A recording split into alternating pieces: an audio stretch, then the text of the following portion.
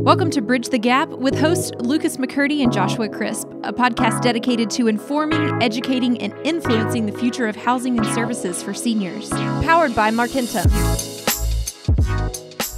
Welcome back to another excellent episode of Bridge the Gap podcast. I am Lucas McCurdy, the senior living fan, here today with my co-host, Joshua Crisp of Salinity. How you doing, Josh? Doing awesome. Glad to be here. Another great podcast episode in store. Yeah, I am secretly really probably most excited about this one so far.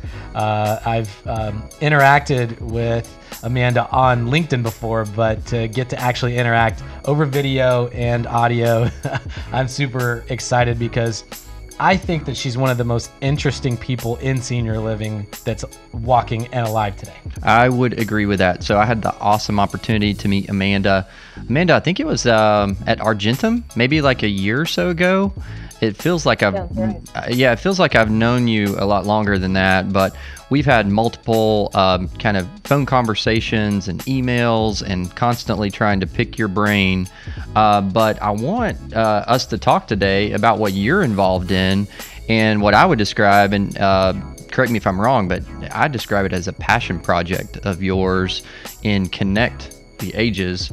And first of all, we're super excited you're joining us all the way from Italy today. So literally we were talking about it, we're bridging across oceans today in the Bridge the Gap podcast. So thanks for joining us. So tell us a little bit about your passion project and what all you're involved in.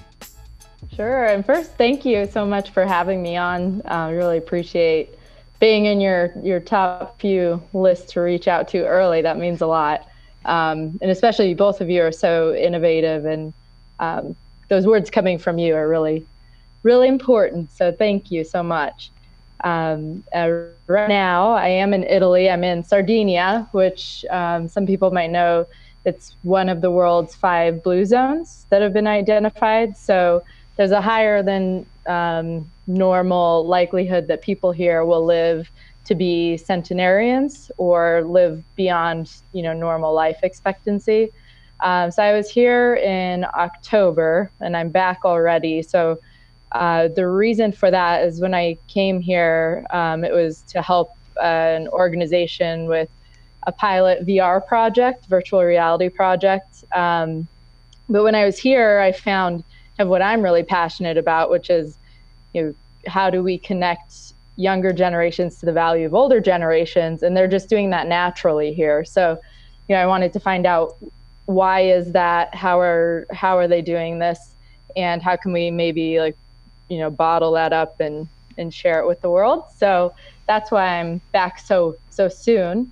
So I am filming out here again in 2D, so regular film, so 4K, and then also in 360 degrees, so for virtual reality content, which the reason for that is I believe younger generations will be adopting VR. We saw them adopt AR really quickly with Pokemon Go, right? And then there's probably, by the time this is aired, the Harry Potter AR out by the same company, and that'll be probably even bigger than Pokemon Go was.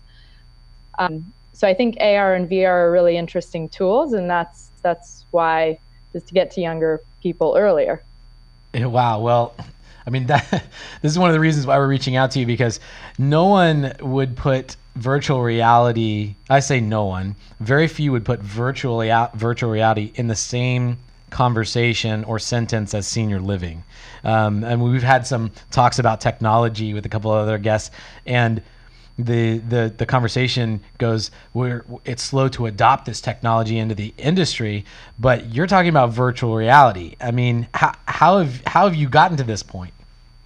Yeah, well, at the end of the day, it's how do you build a workforce, right? So I think it was Argentum did the study that showed 1.2 million new staff by 2025 just in senior housing. But if you look beyond senior housing, there are a lot more folks caring for an aging population or providing services for an aging population. So, without being a think tank, kind of the number that we got close to is about 5 million jobs by 2025. So how do we get younger generations interested? Senior living is a huge chunk of that. It's almost a third of it. But that's definitely not on their radars. I've been trying to get younger people interested in careers in aging I've been hiring millennials since I was 20 in the field of aging. So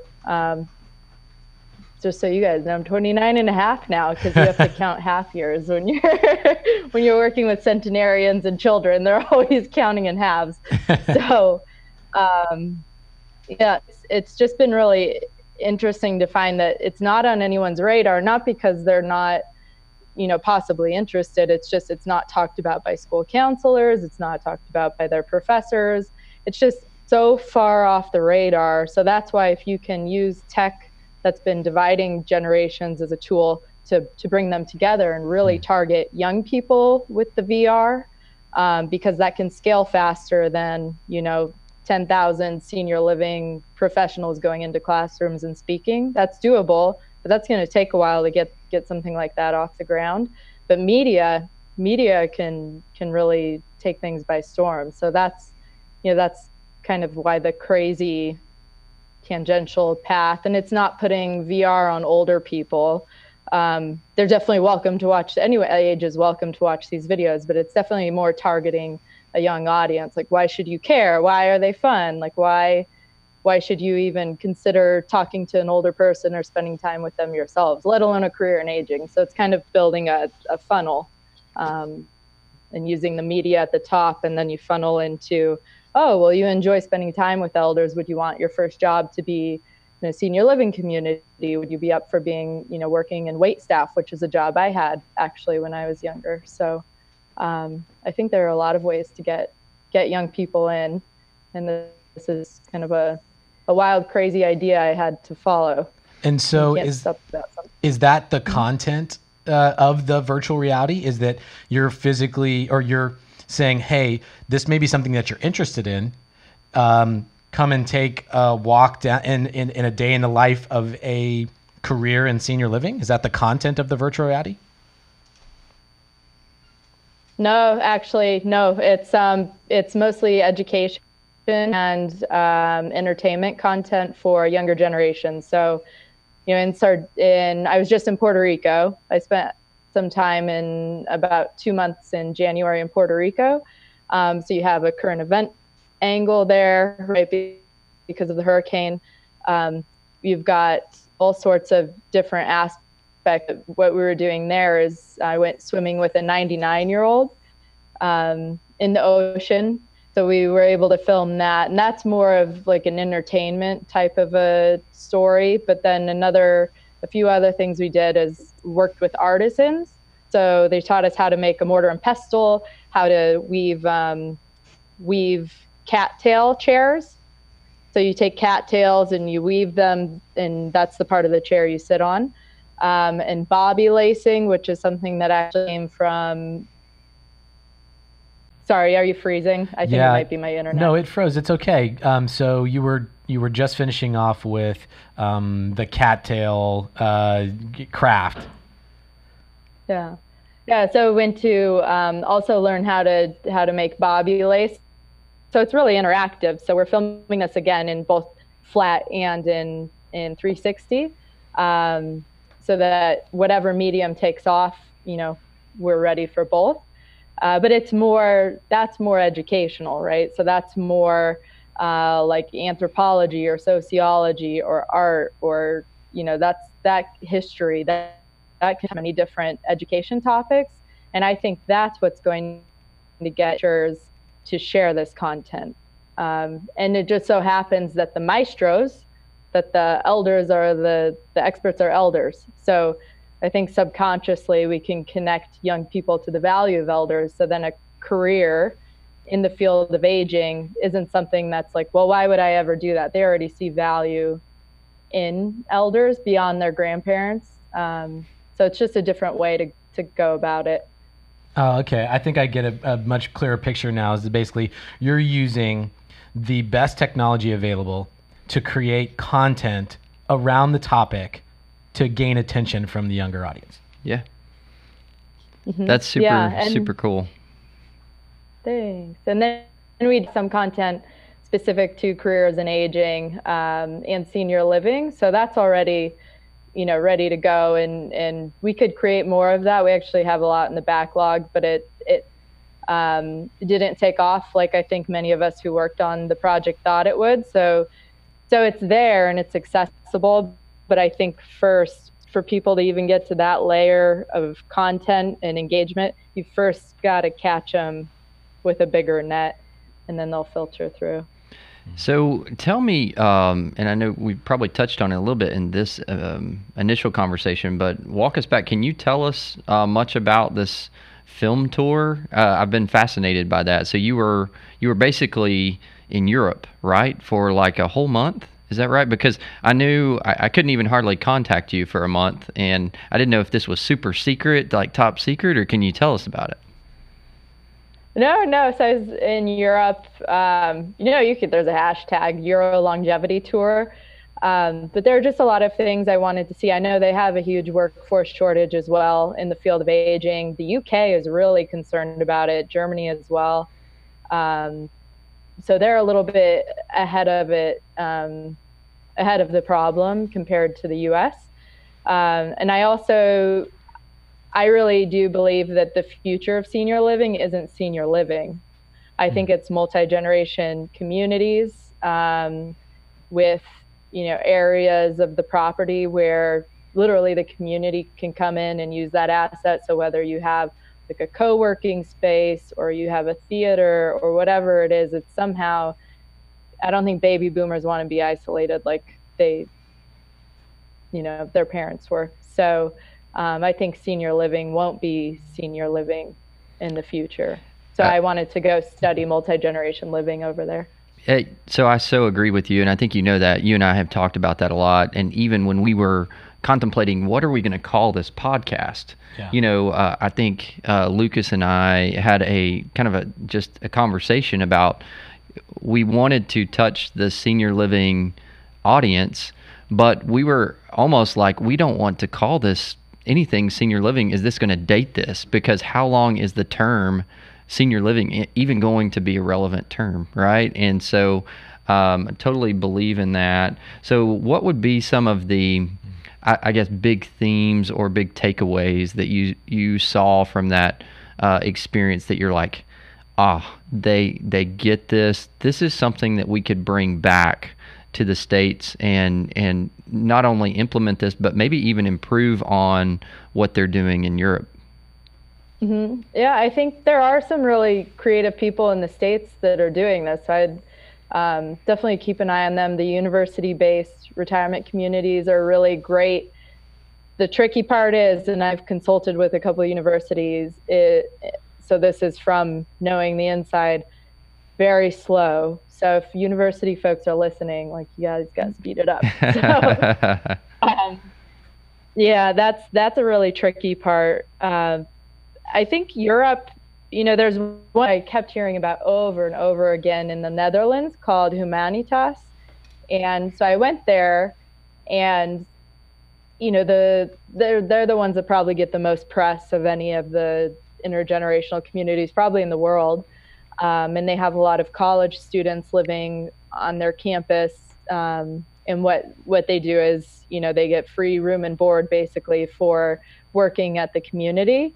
And I wasn't sure, you go somewhere and you try to go with, I hope it's this, but you don't want to have your expectations up here and then you're there and it's a dud.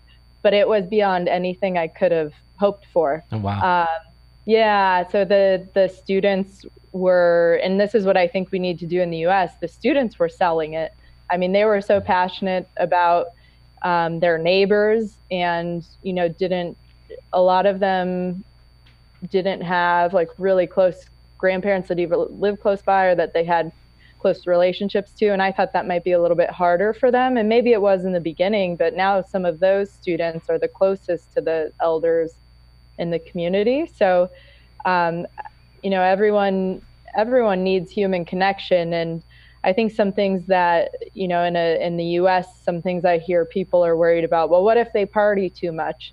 And the kind of the response from the director at Humanitas, who's an amazing woman, is, well, maybe the elders need to party a little bit too, or maybe maybe they're reliving their glory days or whatever, right? It's good for them to be challenged a little bit. So that was something that, that I think she got some pushback on that hasn't been an issue there.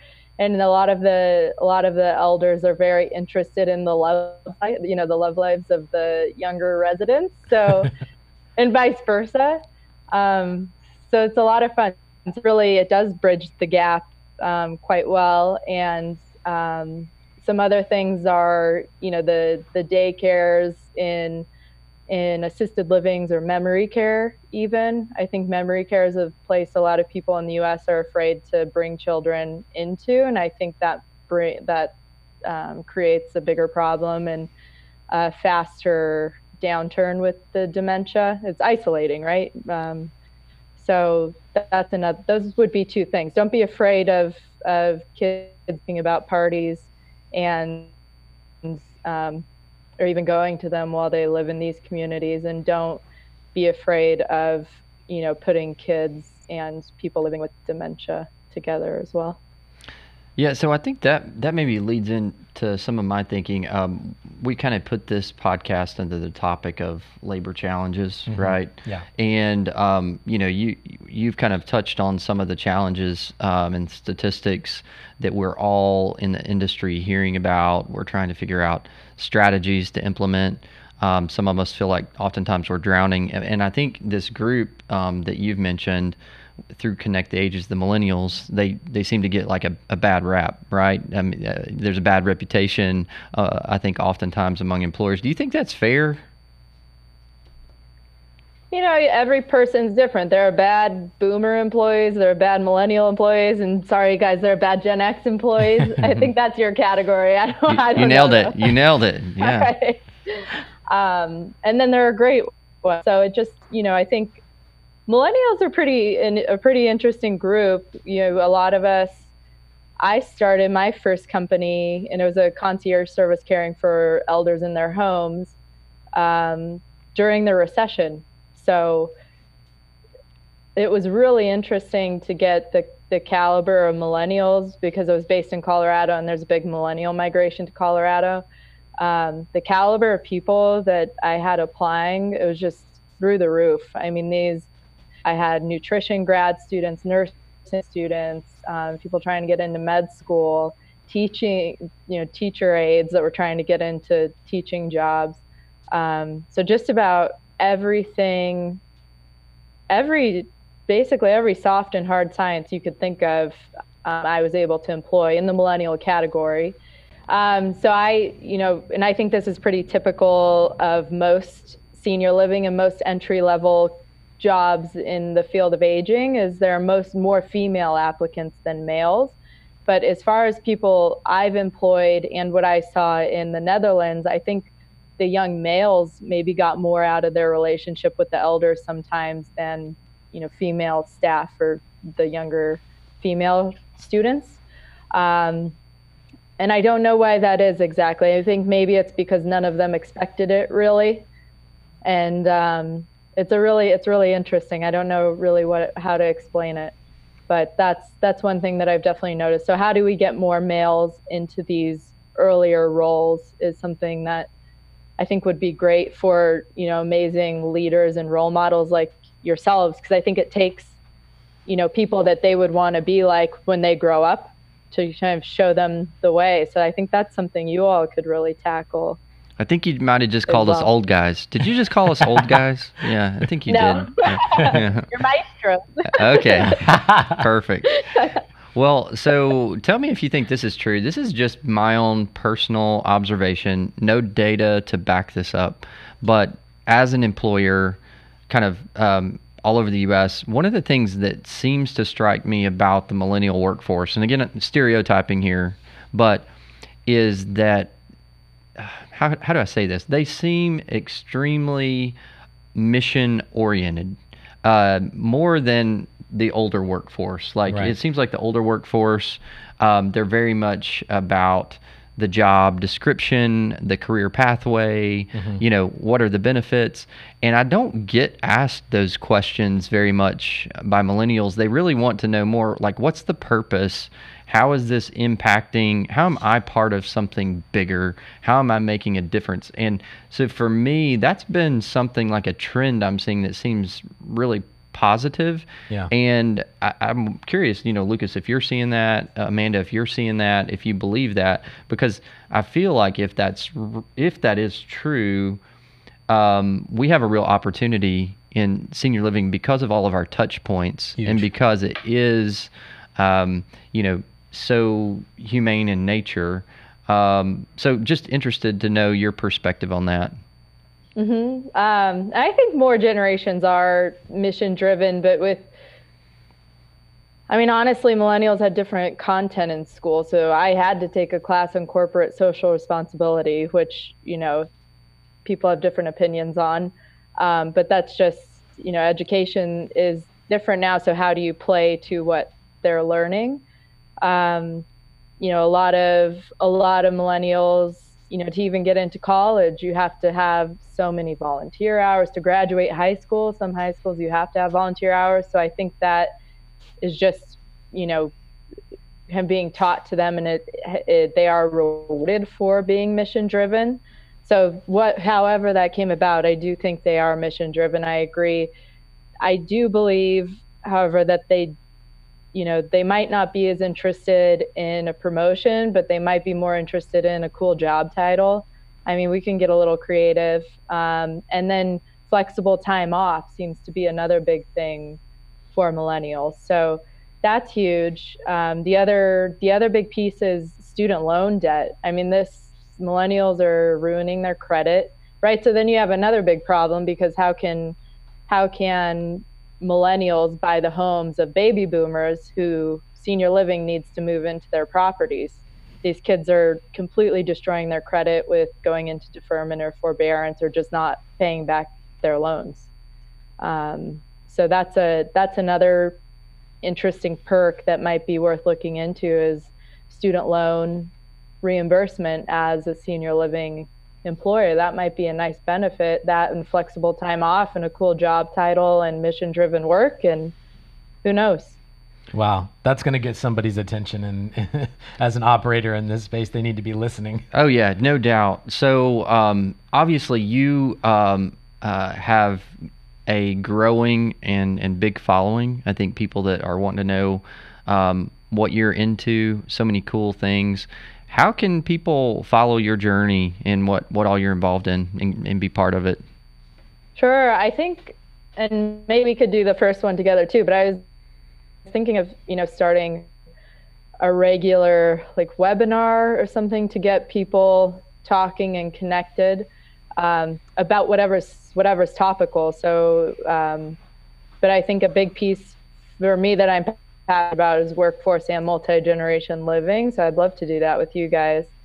That's a piece. And then obviously social media. It's either Amanda Cavallari or Connect the Ages on just, I think, everything that I can think of. But I'm sure Generation Z has some secret apps I'm not invited to yet.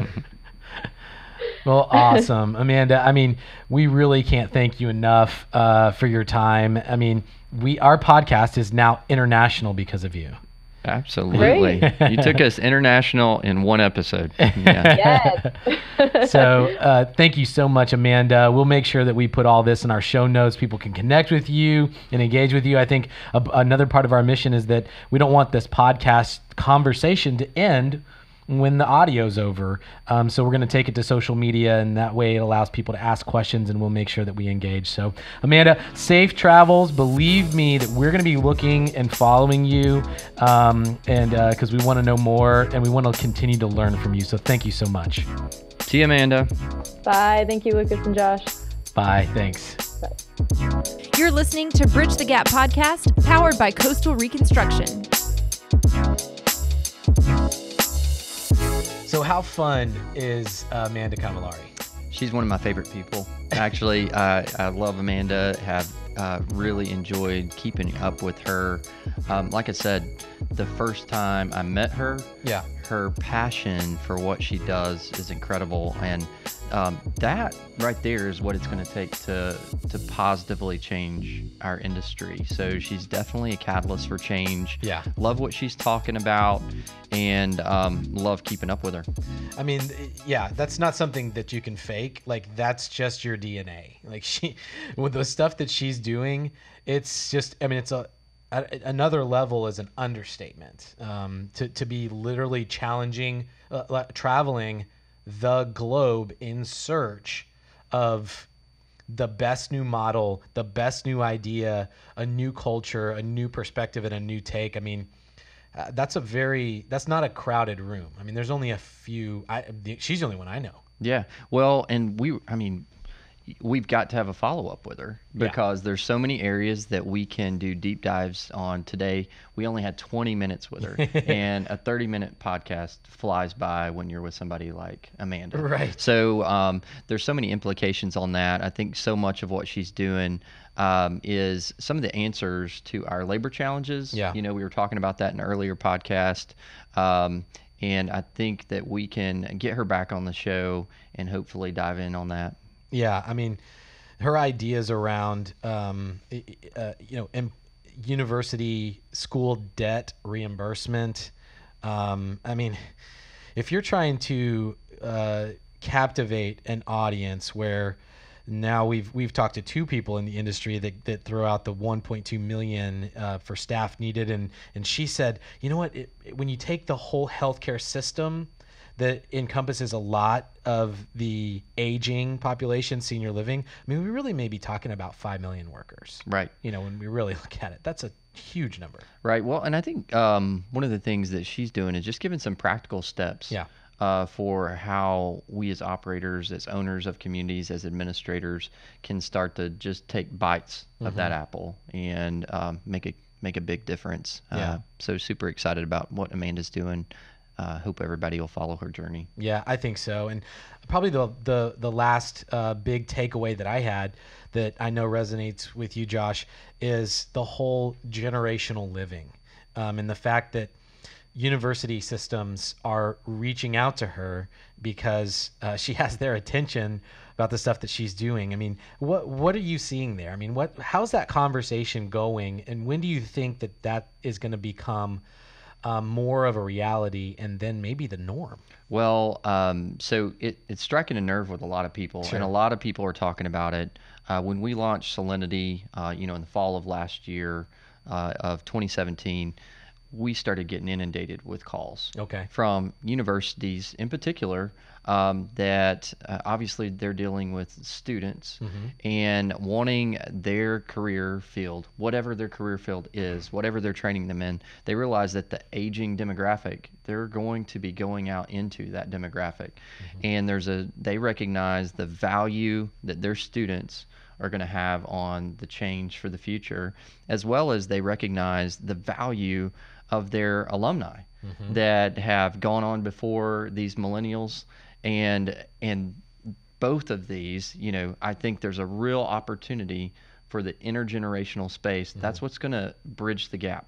As we talk about here so often. That's what we're about. So intergenerational, multi-generational is a term that Amanda used. I think that's very relevant. I think everybody's wondering right now, how do we do that? And there's not so much a cookie cutter, but what I love about what Amanda is doing is she is traveling the globe and bringing back resources so that we can see some of the good that is taking place. So super excited about that, and hope to have her back on the show soon. We definitely will. Well, I think this rounds out an amazing episode with Amanda, and I know that it's really going to benefit and give a lot of value back to our listeners. And so you better believe we're going to be pumping this out onto our social channels, and we'll have it all in the show notes. And again, our mission here is not to just put out some content and then say the end. Our mission here is to create real conversations and real engagement with people. And so we're available to do that. And so we'll be posting up very, very shortly. Please go online, check us out, and we will see you there.